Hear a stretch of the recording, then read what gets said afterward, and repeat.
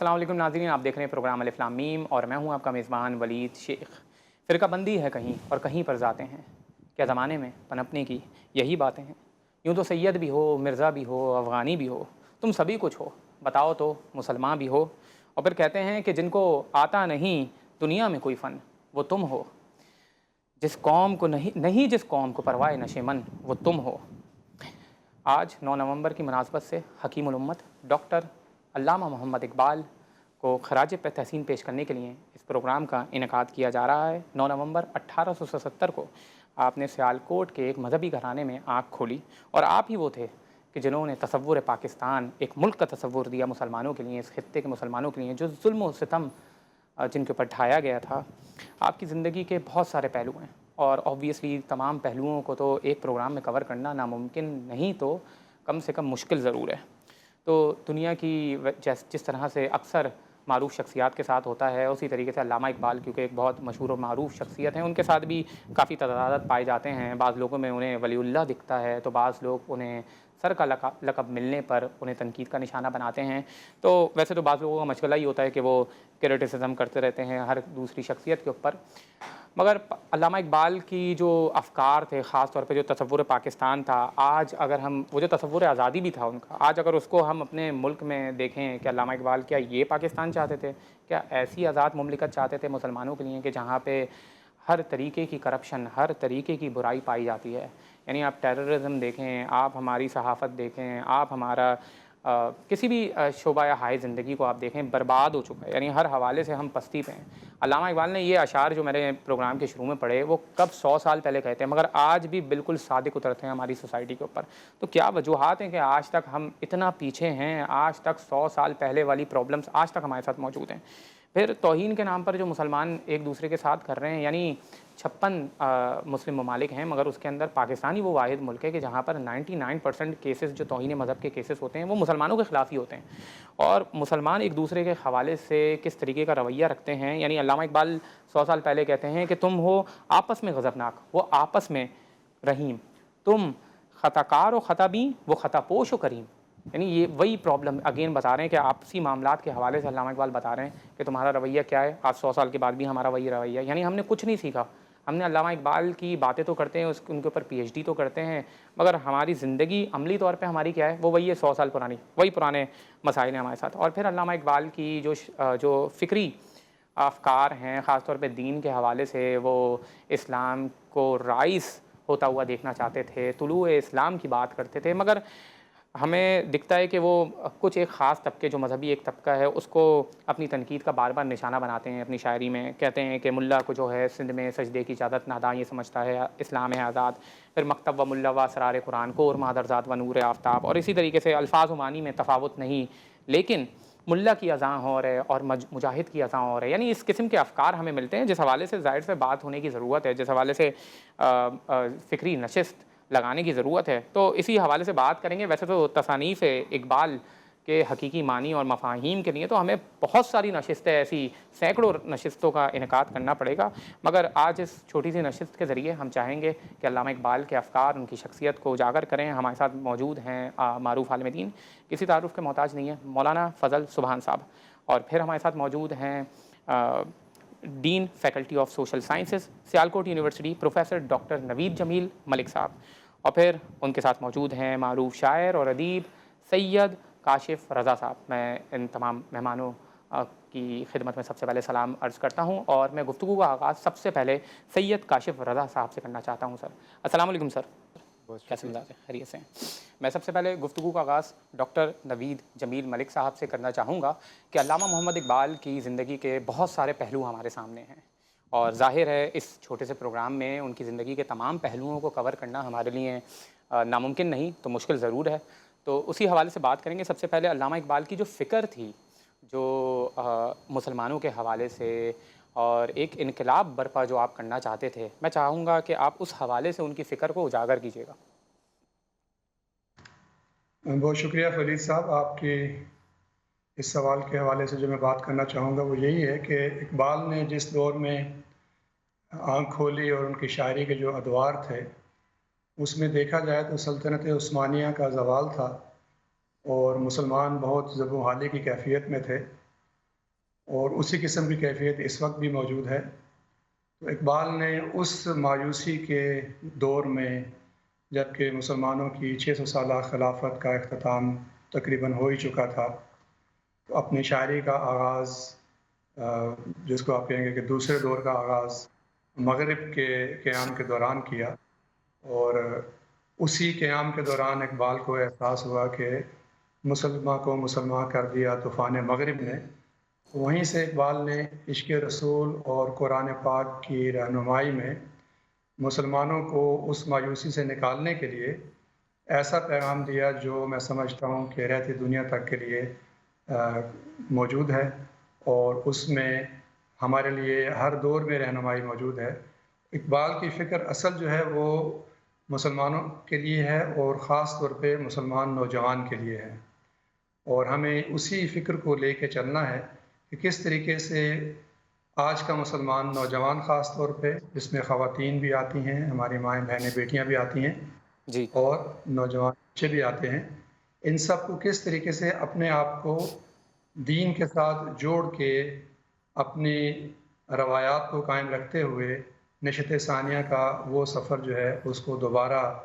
آغاز کرنا ہے، اور اسلام کے عروج کی طرف قدم بڑھانے ہیں، جس کے لیے سب سے اہم فلسفہ جو اقبال کا ہے وہ خودی کا ہے۔ اور ایک شاہین کی صورت اقبال اپنے نوجوان کو دیکھنا چاہتے ہیں۔ جب تک عشق اور خودی، یہ دو عناصر کسی مسلمان میں موجود نہیں ہوں گے اور اس کو وہ پروان نہیں چڑھائے گا دین اسلام کی تعلیمات کی روشنی میں اور اقبال کے فلسفے اور شاعری کی روشنی میں، تو بہت مشکل ہے کہ نشت ثانیہ دوبارہ مسلمان حاصل کر سکیں۔ میں یہ سمجھتا ہوں کہ اقبال کے کلام میں اتنی توانائی اور طاقت موجود ہے کہ یہ آنے والے ایک صدی نہیں، کئی صدیوں تک انسانوں کو بالعموم اور مسلمانوں کو بالخصوص زندگی بخش سکتا ہے۔ جی، بہت بہت شکریہ۔ میں اب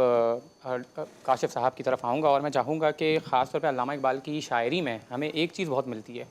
کہ وہ ایک طرف تو اسلام کی کو نافذ کرنے کی بات کرتے ہیں، ایک اسلام کے تصور کی بات کرتے ہیں کہ جس کے حوالے سے ان کو ایک نئی سرزمین چاہیے، وہیں پر جو اسلام کے نمائندے جو ہیں ان کو خاص طور پہ ایک خاص لفظ یعنی ملا کے نام سے وہ پکارتے ہیں، اور بہت شاعری میں ان کو یہ ہر پہلو میں یعنی ہر دوسری آپ کو بار بار یہ تکرار دکھے گی کہ مکتب و ملا و اسرار قرآن، کور مادرزاد و نور آفتاب، ہند میں ملا کو جو ہے سجدے کی اجازت، ناداں یہ سمجھتا ہے اسلام ہے آزاد، اور یعنی بہت سارے ایسے اشعار آپ کو ملیں گے جس میں علامہ اقبال ملا کو جو ہے وہ کنڈیم کر رہے ہیں۔ تو اس حوالے سے میں چاہوں گا کہ یہ کیا سائنس ہے، یعنی ایک طرف تو وہ اسلام کی امپلیمنٹیشن کی بات کریں، دوسری طرف وہ جو اسلام کے نمائندے ہیں جن کو ہم اس طریقے سے پکارتے ہیں ان کو تنقید کا نشانہ بنا رہے ہیں۔ سب سے پہلے تو یہ کہ اسلام کے نفاذ وغیرہ کا ان کو نہیں تھا، اسلام کی جو تہذیب تھی بنیادی سروکار ان کا اس سے تھا، اور اس میں بھی خاص طور پر جو ہندوستان کے مسلمان تھے اس وقت، ان کی جو حالت زار تھی تو ان کو ان کا ماضی یاد دلانا چاہتے تھے۔ جی تو اس سلسلے میں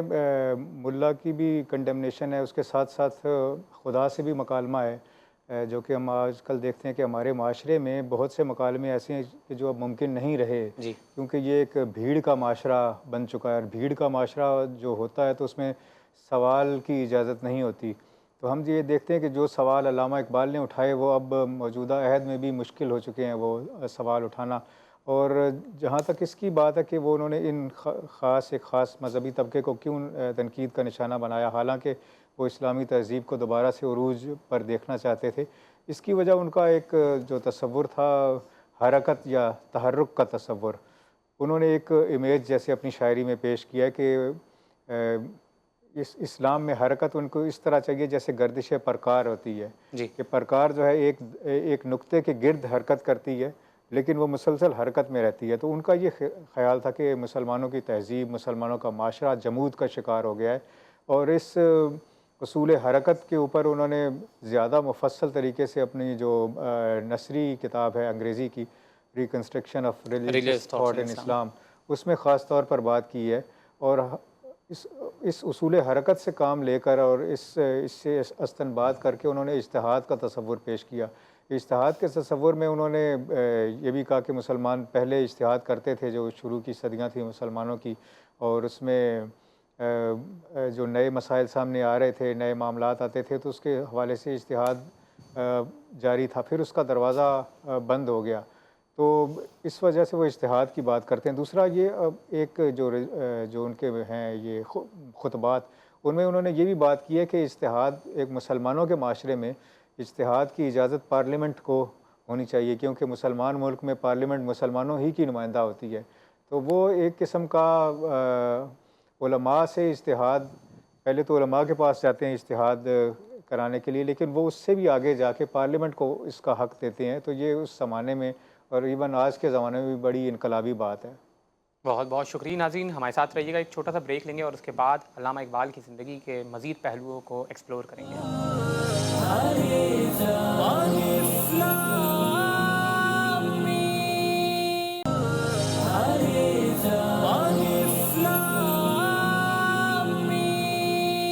خوش آمدید ناظرین، آج 9 نومبر ہے اور اس مناسبت سے ہم علامہ محمد اقبال کی یوم ولادت کی مناسبت سے ان کی شاعرانہ عظمت کو خراج تحسین پیش کرنے کے لیے یہ پروگرام انعقاد کیا ہے۔ ہمیں جوائن کر لیا ہے ڈائریکٹر الاثر فاؤنڈیشن مولانا فضل سبحان صاحب نے۔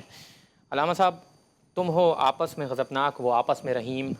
تم خطا کار و خطا بین وہ خطا پوش و کریم۔ علامہ اقبال کا خاص طور پہ کیونکہ ایک درد رکھتے تھے مسلم کمیونٹی کے حوالے سے، اور انہوں نے مختلف جو پرابلمز، جو بھی حالات تھے مسلمانوں کے، اس کو اجاگر کیا ہے۔ اس میں سے ایک مسلمانوں کے آپسی معاملات کہ آپس میں جو ہے وہ خطا بین ہیں، دوسروں کی جو ہے وہ خامیوں کو تلاش کرتے ہیں، حالانکہ یکجہتی کے حوالے سے بات نہیں کرتے، ایک ہونے کی بات نہیں کرتے، بٹے ہوئے ہیں۔ حالانکہ دوسرے انہوں نے مغرب کی بات کرتے وہ یہی کہتے ہیں کہ وہ سب خطا پوش ہیں، آپس میں مل جل کے کام کرتے ہیں۔ تو اس حوالے سے علامہ اقبال کی کیا فکر ہے، وہ کیا میسج دینا چاہتے تھے؟ نحمدہ و نصلی علی رسولہ الکریم۔ دیکھیے، علامہ اقبال مرحوم شاعر مشرق بھی تھے اور the reconstruction of religious thought in Islam, یعنی مذہبی تعمیر نو کے اندر ان کا ایک بہت بڑا رول تھا، اور اس پر انہوں نے کتاب بھی لکھی، اور جس کا ایک چیپٹر جو ہے از ریلیجن پاسبل، وہ آج بھی جو ہے آکسفورڈ کی جو ہے وہ ایک نصاب کا حصہ ہے۔ بنیادی طور پر مسلمان آپس میں فرقوں میں بٹے ہوئے ہیں، انتشار ہے، اس کی وجہ یہ ہے کہ مسلمانوں نے نہ خود کو پہچانا نہ خدا کو پہچانا۔ یہ خود شناسی اور خدا شناسی دونوں کا جو محور ہے وہ فلسفہ خودی ہے، جس کو اقبال نے اجاگر کیا۔ خودی کو کر بلند اتنا کہ ہر تقدیر سے پہلے خدا بندے سے خود پوچھے کہ تیری رضا کیا ہے۔ اور دوسری جگہ یوں کہا کہ خودی کے ساز میں ہے عمر جاویداں کا سراغ، خودی کے سوز سے روشن ہے امتوں کے چراغ۔ یعنی جب تک ایک آدمی اپنے آپ کو نہیں پہچانے گا، قرآن کریم میں جس کے لیے یوں مخاطب کیا گیا وَفِي أَنفُسِكُمْ أَفَلَا تُبْصِرُونَ، اور پھر انسان جب عالم آفاق پر اور عالم اکبر پر نظر نہیں ڈالے گا، سَنُرِيهِمْ آيَاتِنَا فِي الْآفاق، تو پھر اس کے اندر جو اسلام کا ایک درد ہے یا اسلام کا جو ایک میسیج ہے وہ اس کے اندر نہیں آئے گا۔ اقبال مرحوم نے ان کی پوری شاعری کو اگر دیکھا جائے تو قرآن اور حدیث کے احکامات کو اس نے شاعرانہ انداز میں اور کہیں نثر کے انداز میں پیش کیا۔ منفعت ایک ہے اس قوم کی، نقصان بھی ایک، رسول پاک بھی، دین بھی، ایمان بھی ایک، حرم پاک بھی، اللہ بھی، قرآن بھی ایک، کچھ کیا بڑی بات تھی ہوتے جو مسلمان بھی ایک، فرقہ بندی ہے کہیں اور کہیں ذاتیں ہیں، کیا زمانے میں پنپنے کی یہی باتیں ہیں؟ وَاعْتَصِمُوا بِحَبْلِ اللَّهِ جَمِيعًا وَلَا تَفَرَّقُوا۔ قرآن کریم کے اندر اللہ کریم نے جو جوڑنے والی چیز بتلائی ہے، جو ون پوائنٹ ایجنڈا اور کامن ایجنڈا بتلایا ہے، وہ ہے قرآن کریم کو مضبوطی سے تھام لینا۔ اقبال نے تبھی تو کہا ہر لحظہ ہے مومن کی نئی آن نئی شان، کردار میں گفتار میں اللہ کی برہان، قہاری و غفاری و قدوسی و جبروت، یہ چار عناصر ہو تو بنتا ہے مسلمان۔ یہ راز کسی کو نہیں معلوم کہ مومن قاری نظر آتا ہے حقیقت میں ہے قرآن۔ تو جب تک آپ قرآن کریم پر عمل نہیں کریں گے اور قرآن کریم کے مطابق اپنی زندگی बसर नहीं करेंगे। किसी ने क्या खूब कहा कि कुरान को ज़िंदगी में ले आओ, कुरान तुम्हारी ज़िंदगी बना देगा। आज कहीं से भी कुरान को खोल कर देखा जाए, जो कुरान में है कुछ और हैं, जो हम कर रहे हैं कुछ और है। इकबाल ने अपनी शायरी के ज़रिए से मुस्लिम उम्मा को झंझोड़ने की और बेदार करने की एक कोशिश की है, और वो एक मीनार नूर शख्सियत के हामिल थे। और इकबाल मरहूम ने बर्रे सगीर में गोया के एक पूरे अहद को मुतासिर किया है, और 20वीं सदी के अंदर इनको एक मुजद्दिद और एक अहद आफरी शायर की जो हैसियत मिली है, उनका इक्तिसाब फैज़ और उनके असर से असर लेने वाले और मुतासिर होने वालों का हल्का बहुत वसी है। आज हम इकबाल की शायरी को इस दर्द के साथ जब पढ़ेंगे तो इंशाअल्लाह मुस्लिम उम्मा के अंदर फिर से वो निशात सानिया और वही लहर जो है वो आ जाएगी, और ये फिर कामयाबी की राहों पर गामजन हो जाएगा। बहुत बहुत शुक्रिया। अब मैं डॉक्टर जमील मलिक साहब की तरफ आऊँगा। डॉक्टर साहब, अल्लामा इकबाल नौजवानों को ख़ास तौर पे पैगाम देना चाहते थे और उनको बाकिरदार एक मिसाली किरदार अपनाने की तलकीन किया करते थे। ख़ास तौर पे आज आपको पता है कि फ़लस्तीन में जो जुल्म सितम ढाया जा रहा है, इस मौके के ऊपर अल्लामा इकबाल के जो शाहीन थे, जो उनका मैसेज था नौजवानों के लिए, अगर उसके ऊपर अमल दरामद होता तो क्या ही बात थी। मगर मैं चाहूँगा कि वो उस मैसेज को आप उजागर करें इस प्रोग्राम के ज़रिए कि वो क्या मैसेज था, वो क्या फ़िक्र थी जो अल्लामा इकबाल नौजवानों को देना चाहते थे। फलीद साहब, बात इस तरीके से है कि इकबाल ने जो पैगाम दिया है ना, वो फितरत शनासी का पैगाम है। और उस हवाले से इकबाल ने फरमाया कि फितरत के मकासद की करता है निगहबानी, या बंदा सहराई या मर्द कोहस्तानी। और इस चीज़ को पैदा करने के लिए आज के नौजवान को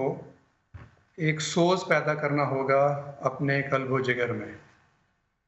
क्योंकि जब तक इश्क की कैफियत में नौजवान इश्क हकीकी जिसको हम कहते हैं, या उम्मत का गम जो है सोज़े जिगर,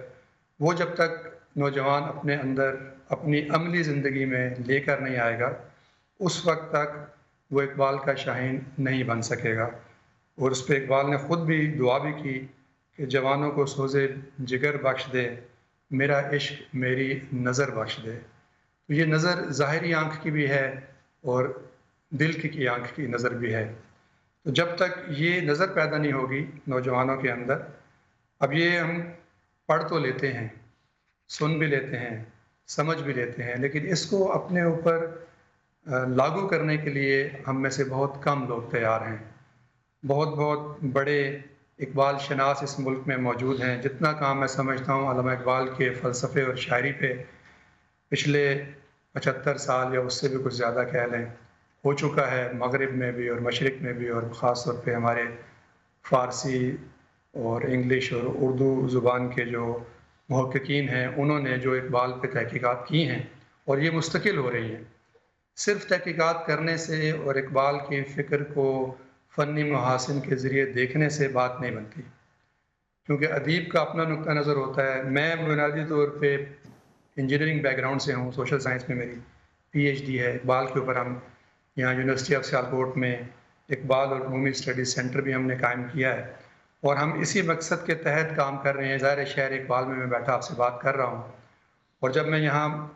आया 4 साल पहले, तो मुझे अंदाज़ा हुआ कि शायद इकबाल ने इस सियालकोट की सरज़मीन या इसके इर्द गिर्द के जो इलाके थे उसी के बारे में कहा था कि ज़रा नम हो तो ये मट्टी बड़ी ज़रख़ेज़ है साकी। तो मैंने सियालकोट के लोगों को देखा, 4 साल से उनके साथ काम भी कर रहा हूँ, उनके साथ रह भी रहा हूँ। तो जितना ज़रख़ेज़ी इस इलाके में है, नौजवानों में भी और बुज़ुर्गों में भी, वो और जगह पे मैंने नहीं देखी। मैंने बहुत जगह पे काम किया, कराची में भी मैं रहा, पिंडी इस्लामाबाद मेरा अपना आबाई इलाके हैं, और सऊदी अरब में, मलेशिया में, इन इलाकों में, इन मुल्कों में काम करने का मुझे मौका मिला। लेकिन मैं ये समझता हूँ कि इकबाल का असल फ़लसफ़ा तब ही रंग लाएगा जब हर शख्स अपनी ज़ात में उस फ़लसफ़े को अमली तौर पे अपनाएगा। हम सिर्फ़ गुफ्तगू कर दें और सेरेमोनियली یہ ایکٹیویٹیز، اس قسم کے پروگرام بہت ضروری ہیں، آپ کرتے ہیں، آپ کی بڑی عنایت ہے۔ اسی حوالے سے اقبال کا پیغام کچھ عرصے کے بعد دوبارہ تازہ ہو جاتا ہے، لیکن میں سمجھتا ہوں کہ ہمیں مستقل طور پہ اس قسم کے پروگرامز ایک سیریز کی شکل میں کرنے چاہیے، تاکہ جیسے وہ کہتے ہیں نا کہ پانی اگر قطرہ قطرہ بھی پتھر پہ گرتا رہے تو اس میں سوراخ کر دیتا ہے، تو ہم جب ایک سال کے بعد یا چند دنوں کے بعد اقبال کے پیغام کو پڑھیں گے تو اس کا وہ اثر نہیں ہوگا۔ اور فطرت جو ہے نا وہ اس طریقے سے ہماری رہنمائی کرتی ہے، جیسے کہ مولانا فضل صاحب نے بھی فرمایا کہ قرآن اور عشق رسول جو ہے یہ ظاہر ہمیں دین فطرت کے قریب لے جانے والے کتاب اور رسول ہیں۔ تو اقبال کا سارا کلام تو ہے ہی اسی حوالے سے، وہ چاہتے ہیں کہ نوجوانوں میں وہ آہ سحرگاہی جو ہے وہ آ جائے۔ اور آج کل کے ٹیکنالوجیکل دور میں چونکہ ٹیکنالوجی بیک گراؤنڈ سے اچھی طرح واقف ہوں، being an engineer as well, تو ٹیکنالوجیکل دور میں ہمیں اس چیز کی بہت ضرورت ہے کہ ہم اقبال جیسے شعراء، جس میں رومی کا بہت بڑا کردار ہے، پیر رومی اقبال کے پیر ہیں، ان کو پڑھیں، ان کو سمجھیں، اور اپنے عقل و دل اور روح اور بدن، ان چاروں چیزوں کے اوپر اس کے فلسفے کو، اقبال کے فلسفے کو، کیونکہ قرآن پاک میں بھی قلب کے اوپر بہت بات ہوئی ہے۔ روح جو ہے وہ اللہ تعالیٰ نے فرمایا نا کہ میں نے اپنی روح تم میں پھونک دی، تو ہمیں اس روح کی پرورش کی، اس کو پاک کرنے کی، اس کو اللہ سے جوڑنے کی کوئی فکر نہیں ہے۔ ہمارے قلب، ہمارے دل جو ہیں وہ بالکل اندھے ہو چکے ہیں، اور ان کو نور دینے کے لیے قرآن موجود ہے، سنت رسول موجود ہے، اور اقبال کا کلام موجود ہے۔ ہم نے ان چیزوں کو جی بہت عرصے سے پس پش ڈالا ہوا ہے، تو ہمیں دوبارہ ان کو اپنی زندگی میں مکمل طور پہ لے کے آنا ہوگا۔ بہت بہت شکریہ ناظرین، ہمارے ساتھ رہیے گا، ایک چھوٹا سا بریک اور اس کے بعد علامہ اقبال کی زندگی کے حوالے سے مزید جانیں گے۔ ہمارے ساتھ مہمان موجود ہیں، ایک چھوٹا سا وقفہ اور اس کے بعد بات کریں گے۔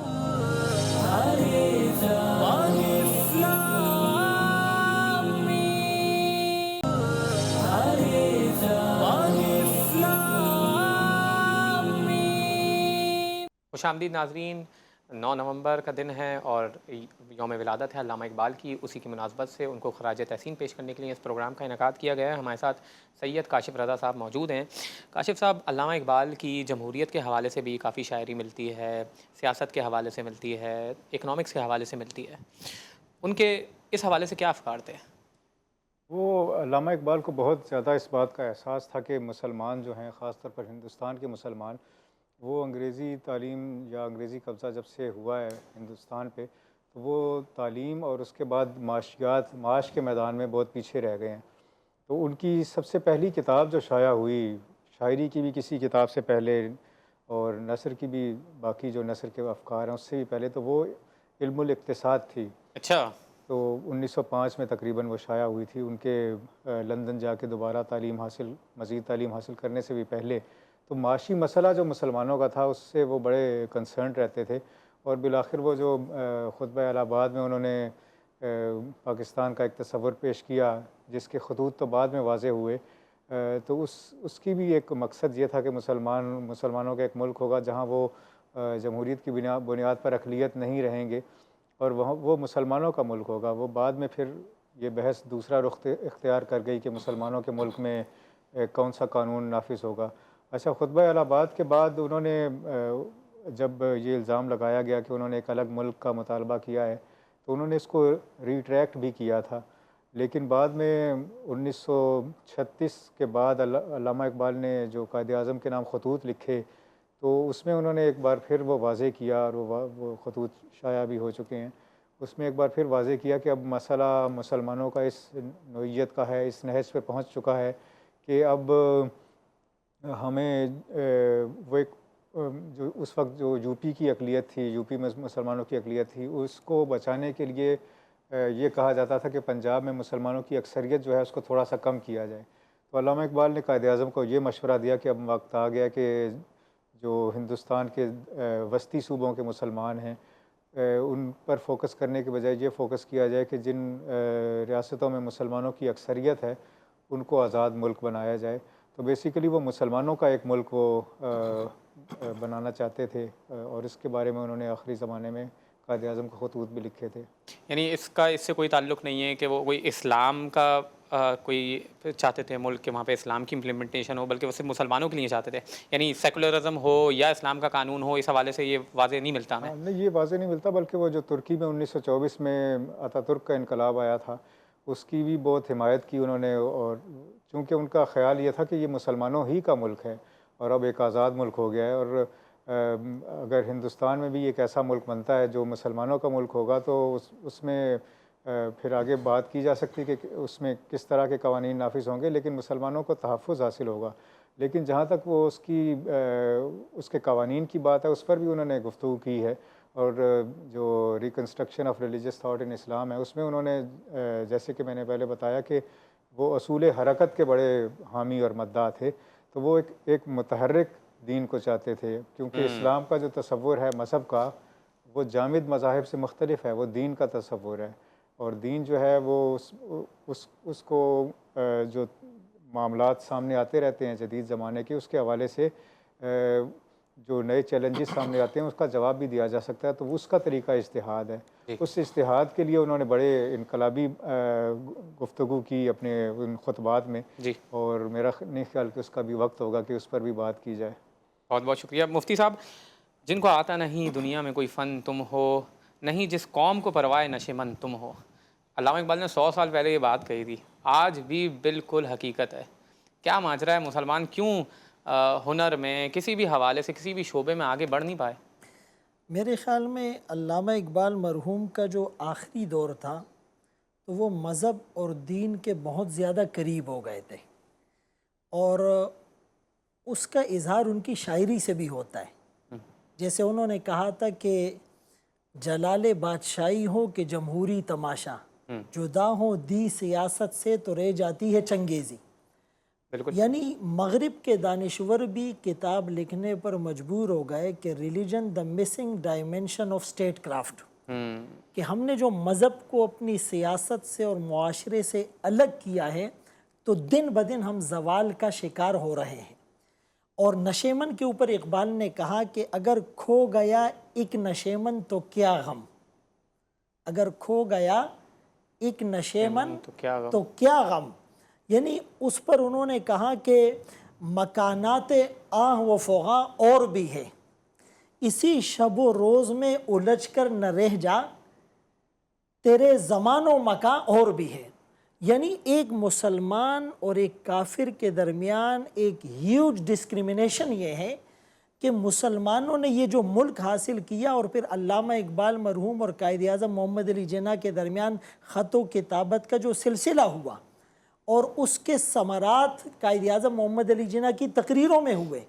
کہ قرآن کریم کو کہا کہ یہ ہمارا دستور حیات ہے، اور غالباً 1944 کو جو گاندھی کو خط لکھا تو اس میں بھی اس بات کی وضاحت تھی، اور اسٹیٹ بینک کا جو افتتاح تھا 1948 میں، اس تقریر میں اسپیچ میں یہ موجود ہے کہ مغرب کے نظام معیشت نے متعدد مسائل پیدا کیے جو دوسری جنگ عظیم کا موجب بنے، اور میں اسلامی نظام معیشت کا متمنی اور خواہاں ہوں، اور خلافت راشدہ کے نظام اور استحکام کے لیے علامہ محمد اسد کی رہنمائی میں انہوں نے ایک کمیٹی تشکیل دی۔ تو بنیادی طور پر علامہ اقبال مرحوم کے اندر جو اطاعت، ضبط نفس اور نیابت الہی، اس کا جو پیراڈائم تھا، تو اطاعت سے مراد اطاعت رسول خدا صلی اللہ علیہ وسلم، اور عشق رسول سے ان کی والہانہ وابستگی اور اٹیچمنٹ کا عالم یہ تھا کہ آپ نے اپنی شاعری میں رسول عربی، رسول ہاشمی، سرور عالم، شہنشاہ معظم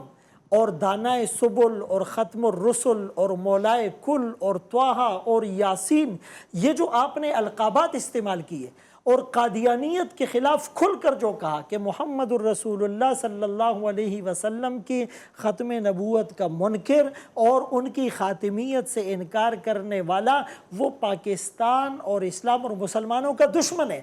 تو انہیں یہ بات معلوم تھی کہ 1838 کے لارڈ میکالے کے نصاب تعلیم اور نظام تعلیم کی وجہ سے وہ جو اسلام اور مذہب کی جڑیں کھوکھلی کرنا چاہ رہے تھے، تو اقبال نے پھر سے مسلمانوں کا رشتہ قرآن کے ساتھ اور صاحب قرآن کے ساتھ جوڑ دیا۔ اور پھر شکوہ اور جواب شکوہ میں آپ یہ دیکھیں کہ صفحہ دہر سے باطل کو مٹایا ہم نے،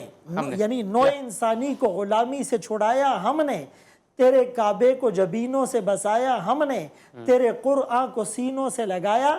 ہم نے۔ اور پھر دوسری جگہ جو کہا تھا کہ تھے تو وہ آبا تمہارے ہی مگر تم کیا ہو، ہاتھ پر ہاتھ درے منتظر فردہ ہو۔ اور پھر ایک موقع پر جو کہا ربط ملت، یعنی وہ جو فرد قائم ربط ملت سے ہے تنہا نہیں، ربط قائم فرد قائم ربط ملت سے ہے تنہا کچھ نہیں، موج ہے دریا میں اور بیرون دریا کچھ نہیں۔ تو بار بار اجتماعیت کی طرف، اتحاد اور یگانگت کی طرف اور رسول اللہ صلی اللہ علیہ وسلم کے طریقوں کی طرف انہوں نے امت کو متوجہ کیا تھا۔ آج بنیادی طور پر ہمیں پھر سے ضرورت ہے کہ علامہ اقبال مرحوم نے جس درد کو، جس فکر کو، جس احساس اور غم اور کڑن کو مسلمانوں کے اندر پیدا کرنے کی کوشش کی تھی، ہم پھر سے اس کو پیدا کریں۔ حالات کے قدموں پہ قلندر نہیں گرتا، ٹوٹے جو ستارہ زمیں پر نہیں گرتا، گرتا ہے سمندر میں بڑے شوق سے دریا، لیکن کسی دریا میں سمندر نہیں گرتا۔ ہمارا کینوس بڑا ہو اور سب سے بڑا ہمارا مقصد جو ہے اور ہمارا جو ایم ہو وہ خلافت راشدہ کا نظام ہو۔ پاکستان اسلام کے نام پر بنا ہے، یہ نعرہ ساری دنیا نے سنا اور سنایا ہے کہ پاکستان کا مطلب کیا، لا الہ الا اللہ، پاکستان کا مقصد کیا، محمد الرسول اللہ۔ تو انشاءاللہ علامہ اقبال مرحوم کے اس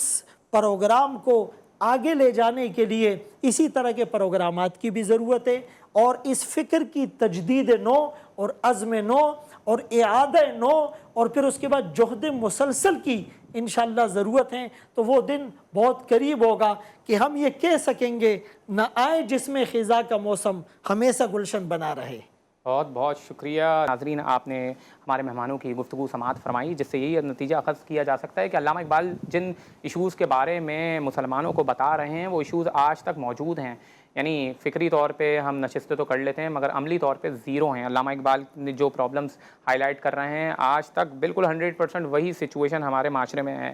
تو بہرحال اس کے اوپر تو باتیں ہوتی رہیں گی، مگر میں تصورات کی دنیا میں، فکر کی دنیا میں کیوں علامہ اقبال دوسروں سے جدا ہیں، میں اس حوالے سے ایک علامہ اقبال کی جو نظم ہے وہ پیش کرنا چاہتا ہوں۔ امامت اس کا عنوان ہے، ضرب کلیم کے اندر علامہ اقبال نے اس کو پیش کیا ہے کہ علامہ اقبال کہتے ہیں کہ تو نے پوچھی ہے امامت کی حقیقت مجھ سے، حق تجھے میری طرح صاحب اسرار کرے۔ یعنی علامہ اقبال کہہ رہے ہیں کہ تو نے اتنا امپورٹنٹ سوال پوچھا ہے مجھ سے کہ میں تجھے دعا دیتا ہوں کہ جس طرح سے میں اس حقیقت کو سمجھاؤں اس طریقے سے تو بھی اس حقیقت کو سمجھے۔ ہے وہی تیرے زمانے کا امام برحق جو تجھے حاضر و موجود سے بیزار کرے۔ اب ہمارا لیڈرشپ کا تصور کیا ہے کہ ہم یہ کہتے ہیں کہ ہمارا لیڈر یعنی کوئی ایسا بندہ آئے گا، آبویسلی کوئی لیڈر ہمارے یہاں آیا جائے گا جو ہماری ہر خواہش کو پورا کر دے گا، ہر فیسلٹی ہمارے لیے کریٹ کر دے گا، تمام ماحول زبردست ہو جائے گا، جیسی مغربی دنیا ہے وہ تمام سہولیات یہاں پہ بھی کریٹ ہو جائیں گی۔ علامہ اقبال اس کے برعکس تصور پیش کر رہے ہیں کہ ہے وہی تیرے زمانے کا امام برحق جو تجھے حاضر و موجود سے بیدار کرے، موت کے آئینے میں تجھ کو دکھا کے رخ دوست، زندگی تیرے لیے اور بھی دشوار کرے۔ یعنی زندگی ہم بات کرتے ہیں کہ وہ ہمارے لیے کمفرٹ اور سکون پیدا کرے گا، ہمارا لیڈر جو آئے گا، علامہ اقبال بول رہے ہیں وہ تیرے لیے زندگی اور بھی دشوار کر دے گا، دے کے احساس ضیاء تیرا لہو گرما دے، فکر کی سانس چڑھا کے تجھے تلوار کرے۔